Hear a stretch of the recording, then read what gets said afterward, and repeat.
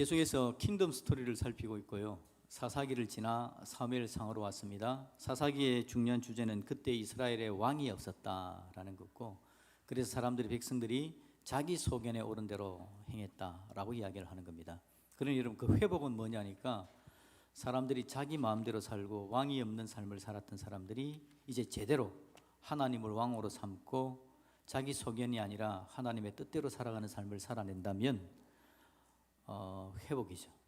하나님의 은혜가 임할 거고 온전케 되어질 겁니다. 우리 하나님께서 왕이 없다고 이야기하는 그 시대에 하나님의 대리 통치자 한 사람을 세웁니다. 왕을 세우는 거죠. 그 사람의 이름은 사울이었습니다. 하나님께서 사울을 이스라엘의 왕으로, 첫 번째 왕으로 세웁니다.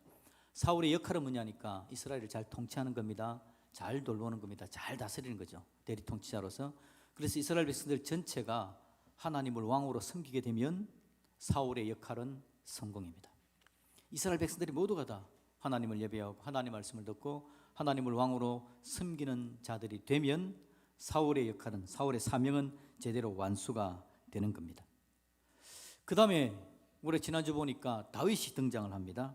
하나님 나라를 어지럽히는 이방의 장수 골리앗, 강하게 막아서서 이스라엘을 괴롭히고 이스라엘의 앞길을 가로막고 있는 그 골리앗을 제거한 장수가 다윗입니다. 이스라엘이 이제 든든하죠. 왕이 없던 시대를 살았는데 왕이 섰습니다. 하나님의 부르심을 받은 아름다운 군대 장관이 선 겁니다. 탁월한 군대 장관이 세워져 있는 거죠. 이제 여러분, 사울 왕도 있죠. 탁월한 군대 장관도 있죠. 이스라엘은 강력한 나라가 될 수 있는 계기가 생겼습니다. 이제 둘이 힘을 합쳐서 잘 하기만 하면 웬만한 적은 무찌를 수 있는 능력이 있는 나라가 되어진 거죠. 그런데 여러분, 그렇게 되었으면 참 좋을 뻔했는데 오늘 24장을 읽으면서 무엇인가 문제가 발생하고 있음을 볼 수 있습니다. 둘이 사이가 별로 좋지를 못합니다. 껄끄럽습니다. 참 인생이 피곤하고 힘들고 어렵습니다. 잘 세워줘서 여건이 만들어졌습니다. 잘 살면 되는데 문제가 생기는 거죠. 다윗은 사울에게 쫓기고 있는 장면입니다. 2절을 보시면 사울이 3,000명을 거느리고 다윗을 잡으려고 출동을 했다라고 이야기합니다. 찾아간 곳은 엔게디 광야라는 곳이고요. 이 엔게디는 광야인데 굉장히 동굴이 많은 지역입니다. 사진 한번 볼까요? 이 엔게디 광야가 광야이고 동굴이 많은 지역인데 사실은 광야입니다. 살기가 힘든데 이 동굴 많은 이쪽에 엔게디 이 골짜기쯤에 와서 물이 좀 흐르는 지역이어서 저렇게 나무도 좀 있고 풀도 있고, 그래서 숨어 살 만한 곳이 이제 저곳이 되는 거죠. 저곳에서 다윗이 자기를 따르는 사람들과 함께 사울에게 밀려나서 쫓기다가 여기에 숨어 있는 그런 장면입니다. 근데 이들이 지금 동굴 안에 숨어 있었는데요. 저 동굴, 많은 지역에 동굴 안에 숨어 있었는데 3,000명을 거느린 사울이 쫓아온단 말이죠. 큰일 났습니다. 이제 대대적인 수색이 일어날 거고 동굴 하나하나를 살피면 큰일 날 그런 상황입니다. 거친 광야입니다. 깊은 동굴이죠. 깜깜한 곳입니다. 그곳에서 다윗의 부하들이, 다윗과 함께한 사람들이 밖을 주시하고 있는 겁니다. 3,000명이 몰려오는 군대는 장관이죠. 그런데 그 중에 한 사람이 뚜벅뚜벅 걸어서 다윗과 그 부하들이 있는 굴을 향해 오는 겁니다. 자세히 봅니다. 죽었다 생각했는데 사울이 혼자 오는 겁니다. 오늘 성경 말씀에 여러분, 사울이 굴로 들어간 이유는 3절에 이야기합니다. 길가 양에 우리에 이른즉 굴이 있는지라. 사울이 뭐하러 갔다고요? 성경 구절이 안 나오고 있습니다.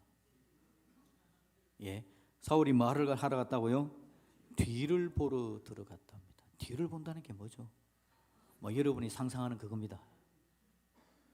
근데 이제 이 원문을 가지고 어떤 학자들은 이대로 해석하기도 하고, 어떤 학자들은 사울이 좀 쉬러 들어간 거다라고 표현을 하기도 합니다.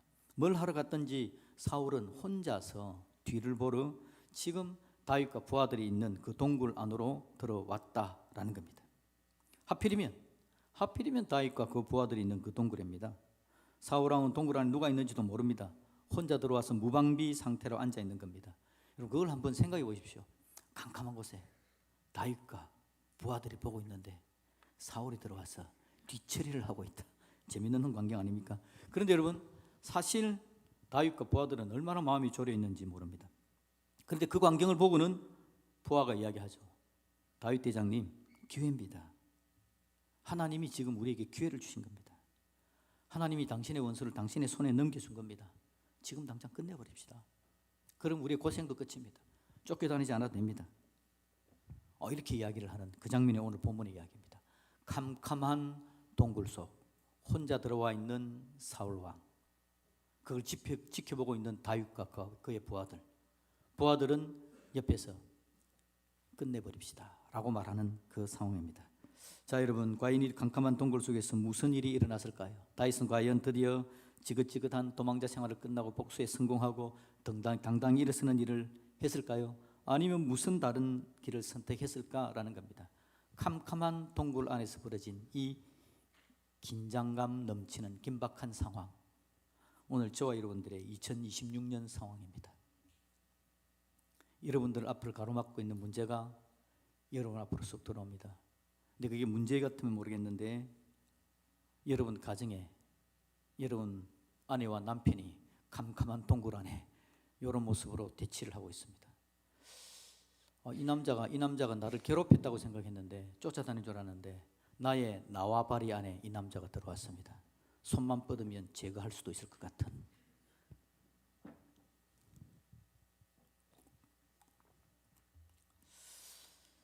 우리가 서로를 어떻게 대해야 하는지, 하나님 나라 백성의 실력은 뭔지, 이런 때에 하나님 나라 백성은 어떻게 행동하고 판단하고 그렇게 결정하고 가는지, 오늘 우리의 동굴을 한번 생각해 보면서 오늘 이 동굴 안에 있었던 이야기를 한번 우리가 우리의 교훈으로 삼았으면 좋겠다라는 거죠. 여러분, 사울 이야기를 제가 처음에 시작했습니다. 사울은 첫 번째 이스라엘 왕이었죠. 하나님께서 대리 통치자로 세웠다 그랬습니다. 목적은 분명합니다. 대리 통치자로서 백성들을 사랑하고 백성들의 목자가 되는 겁니다. 그게 사명이죠. 그리고 백성들이 함께 하나님을 섬길 수 있도록 만들어가는 겁니다. 그런데 사울이 하나님께서 자기를 세우신 그 사명, 그 소명을 잊어버립니다. 왕의 자리가 하나님께서 빌려주시고 하나님께서 세우신 대리통치자의 자리가 아니라 원래 자기의 것인 양 착각을 하는 겁니다. 그래서 하나님의 영광을 드러내기보다는 뭘 하는데 집중했다 그랬죠? 자기 기념비를 세우는데 집중하는 것이 사울의 모습이었습니다. 그게 집착하는 거죠. 자기 기념비에 집착하면, 여러분, 지난주에 우리가 골리앗을 때 하는 사울의 모습을 보면서 자기 기념비에 집착하는 사람은 자기 기념비를 보고 있기 때문에 자기보다 더 큰 기념비를 보면 마음이 졸린다 그랬잖아요. 그래서 골리앗의 키를 재고 골리앗이 가지고 있는 갑옷을 재보고 그러면서 나는 안 되겠다라고 생각하는 것이 기념비에 집착하는 사람의 모습이라면, 오늘 본문에서 기념비에 집착하는 사람은 어떻게 하느냐? 기념비에 집착하면요, 주변 사람들이 모두 적으로 보입니다. 사울은 다윗과 함께 하나님의 나라를 세워갈 다윗을 동력자로 보는 게 아니라 나의 기념비를 무너뜨리는 경쟁자로 보게 되는 겁니다. 자기 기념비를 세우려고 하는 사람들은 주변 사람과 함께 할 수 없습니다. 적입니다. 경쟁자일 뿐입니다. 결국 사울은 하나님이 다윗을 세우시는 자리를 인정하지 않습니다. 하나님께서 은혜를 주셔가지고 다윗이 전쟁에서 승리케 하고, 그래서 그 나라의 군대 장관이 되는 거거든요. 군대 장관 된 다윗을 사울은 싫어합니다. 다윗의 군대 장관의 자리를 인정하지 않습니다. 저놈을 무너뜨렸으면 좋겠다, 쫓아냈으면 좋겠다라는 생각을 가지게 되는 겁니다. 다윗의 자리를 인정하지 못하니까 평생 이 사울은 시기와 질투라는 감옥에 매여 사는 인생이 되어져 버리죠. 자리를 인정하지 않으니까 자연스럽게 다윗은 밀려납니다. 밖으로 밀려나죠. 그리고 엔게디라는 광야까지 도망가는 이런 일들이 벌어진 겁니다. 여러분, 자기 기념비에 집착하면요, 주변에 사람이 남아있지 않습니다. 사람들이 힘들어집니다. 어려워집니다. 자기 권위를 내세우려고 그러고 자기를 드러내려고 할 때 이런 현상들이 나타나죠. 가부장적인 아버지가 있을 때 얼마나 자녀들이 힘듭니까? 우리는 오랜 세월 동안 그런 세월들을 겪어왔는데 당연한 줄 알았지만 지나보니 그건 아니었습니다. 아버지는 왜 가부장적이어야 합니까? 왜 아버지의 명령은 다 들어야 되는 겁니까? 아버지는 왜 아내를 인정하지 않고 자기 마음대로 하려고 합니까? 잘못된 거잖아요. 아내가, 남편이, 자녀가 인정하지 않는 겁니다. 동력자가 아니라 동력자가 아니고 서로를 세우는 자리가 아니라 경쟁자가 되는 겁니다. 그런 사울이 오늘 다윗을 잡으러 3,000명을 거느리고 출동을 한 겁니다. 잡아내야 되겠다는 거예요. 이번에는 끝장을 봐야 되겠다라는 겁니다. 자, 그런 배경으로 오늘 다시 여러분 오늘의 본문으로 돌아갑시다. 동굴 안으로 한번 들어가 볼까요? 동굴 안으로 다시 들어갔습니다. 왔다 갔다 잘해야 됩니다. 지금 동굴 안으로 쑥 들어가 봅시다. 칼을 뽑아든 다윗이 사울을 향해 뚜벅뚜벅 갑니다. 물론 조용히 갔겠죠. 쥐도 새도 모르게. 그런데 그 칼을 든 다윗이 사울의 목을 치는 대신에 오늘 본문에 보니까 그돛자락을 잘랐다라고 이야기합니다. 4절 5절을 우리 같이 한번 읽어보겠습니다. 다윗의 사람들이 이르되 보소서 여호와께서 당신에게 이르시기를 내가 원수를 내 손에 넘기리니 내 생각에 좋은 대로 그에게 행하라 하시더니 이것이 그날이니이다 하니 다윗이 일어나서 사울의 그돛자락을 가만히 베니라. 그러한 후에 사울의 옷자락 뱀으로 말미암아 다윗의 마음이 질려라고 이야기를 하고 있습니다. 다윗이 살짝 가서 사울의 그돛자락을 뱉다는 겁니다. 그런데 그 그돛자락 벤 것만 가지고도 마음이 찔렸다라고 이야기를 하고 있습니다. 그 작은 행동조차 마음이 아파 괴로워했다는 겁니다. 왜 그럴까요? 6절에 그 답이 나옵니다. 6절을 같이 읽습니다. 자기 사람들에게 이르되 내가 손을 들어 여호와의 기름 부음을 받은 내 주를 치는 것은 여호와께서 금하시는 것이니 그는 여호와의 기름 부음을 받은 자가 됨이니라 하고 아멘. 여호와의 기름 부음 받은 내 주를 치는 것은 여호와께서 금하시는 것이니라고 이야기를 하고 있는 겁니다. 그돛자락을 뱉는데요. 사실은 그 그돛은 왕의 그돛이죠. 왕의 권위를 이야기하는 겁니다. 왕권을 이야기하는 거죠. 그 그돛자락을 뱉다는 것만 해도 왕위에 도전했다라는 의미가 거기에 포함되어 있습니다. 우리가 생각할 때는 그 정도 가지고 사울은 죽이려고 했는데 3,000명을 데리고 왔는데 그 정도 했으면 목을 베도 이건 하나님이 주신 기회다라고 사람들한테 광고를 할 수 있을 것 같은데 그돛자락 벤 거, 왕의 근인을 이야기하는 그돛자락 하나 벤 거, 그걸 가지고 마음을 아파해? 아닌 것 같은데 다윗은 그렇답니다. 그건 여호와께서 금하시는 것이다 라고 인정을 합니다. 다윗은 환경이 주어졌습니다. 부하들은 이야기하죠. 하나님이 주신 기회입니다. 이건 당신에게 준 하나님의 기회입니다 라고 이야기하는데 다윗은 그 이야기보다는 하나님의 말씀에 집중합니다. 하나님의 말씀에 뭐라고 이야기했는지, 하나님께서 금하시는 것이 뭔지. 그러니 여러분, 다윗은 나중에 왕이 되어야 될 사람입니다.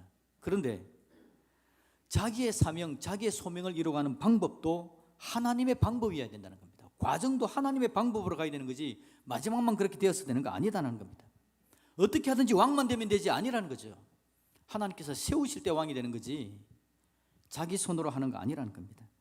자기 손에 피를 묻혀서 뺏은 왕관은 자기의 소명을 손에 쥔 게 아니라 사울처럼 또 다른 기념비 하나를 만드는 것이다.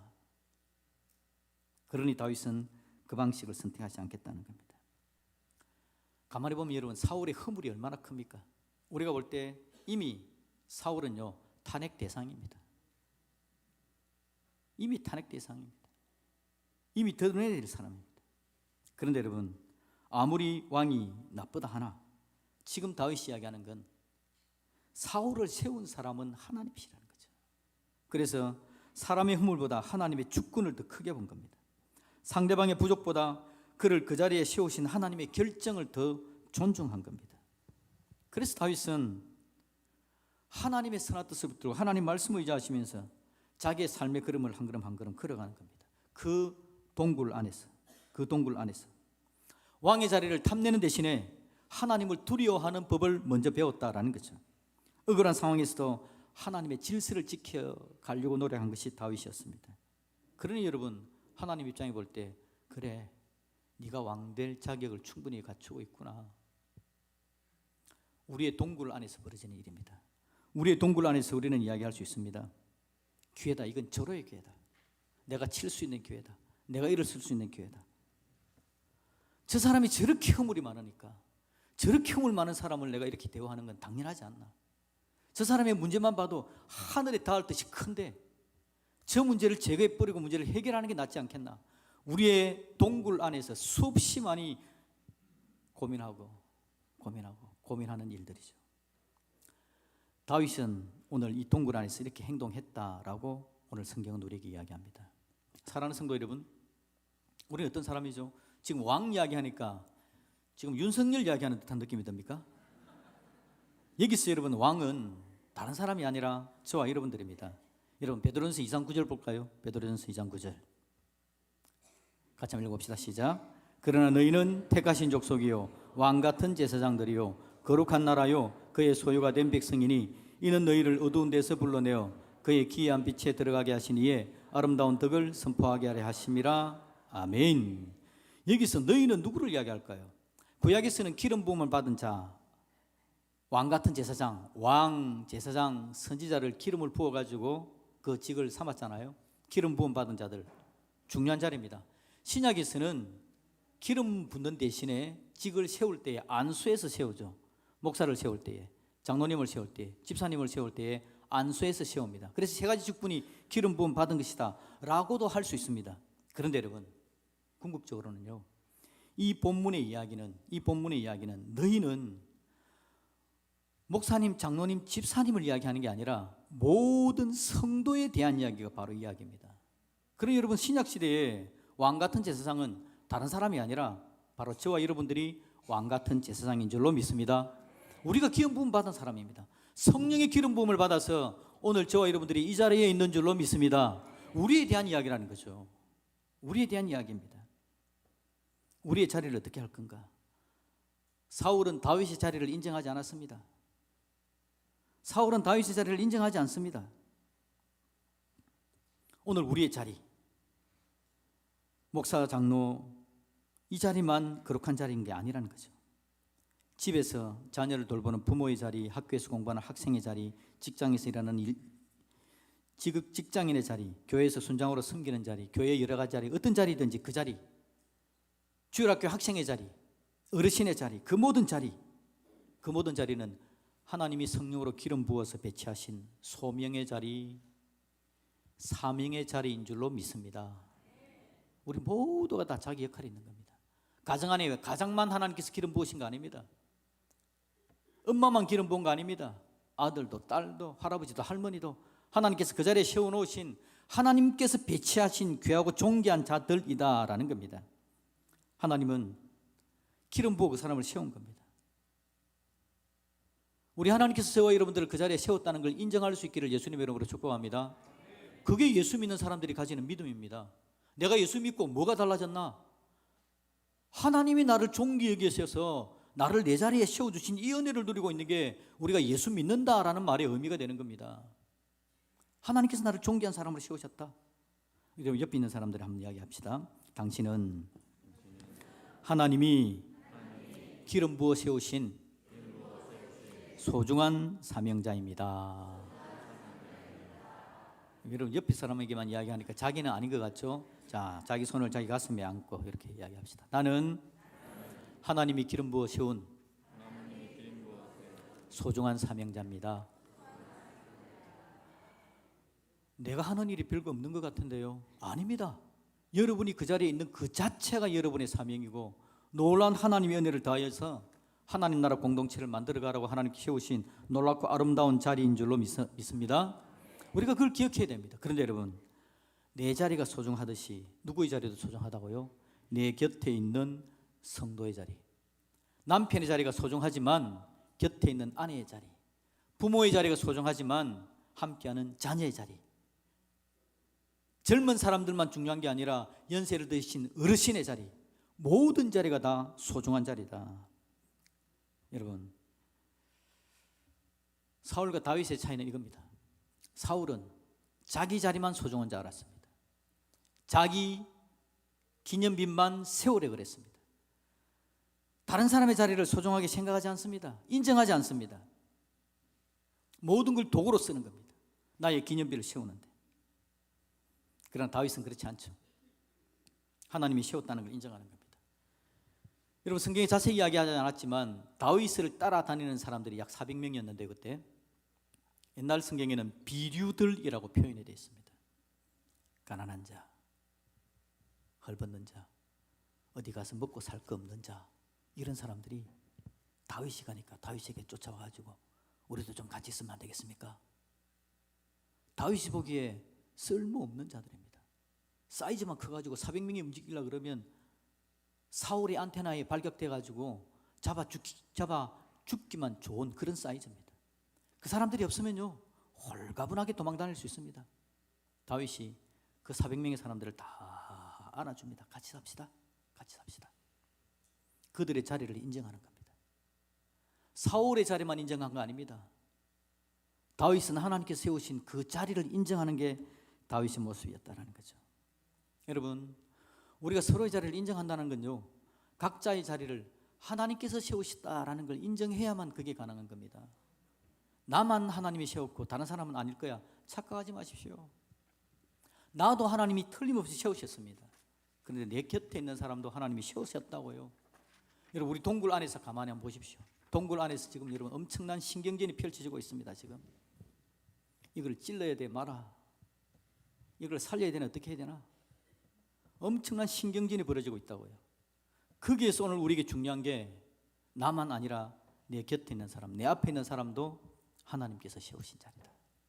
그걸 인정해야만 우리의 동굴 안에 하나님의 평안이 임할 줄로 믿습니다.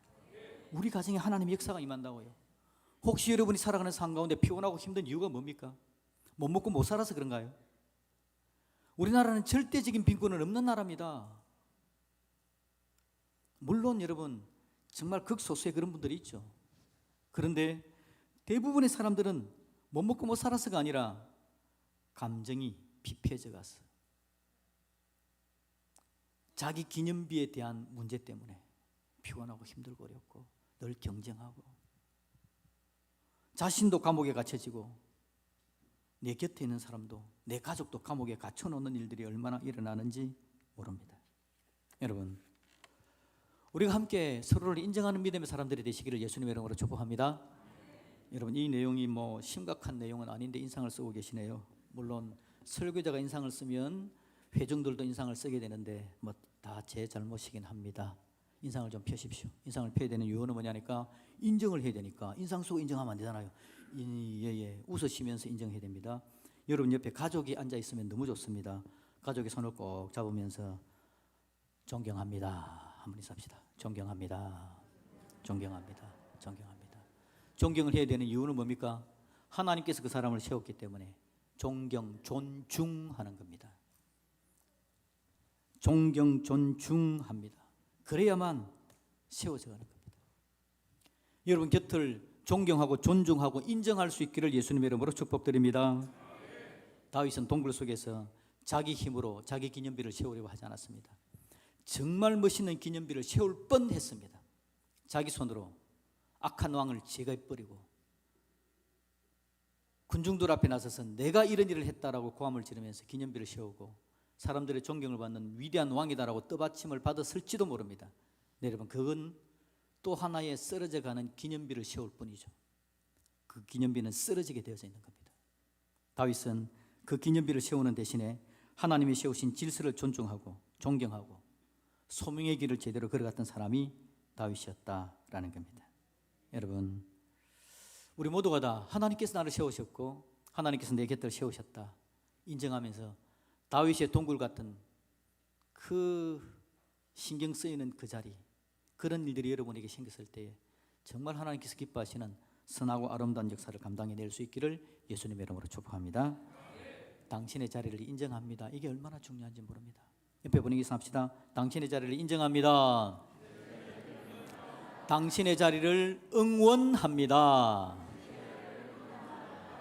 그런 믿음의 역사가 우리 가운데 넘쳐나지기를 예수님의 이름으로 축복드립니다. 아멘.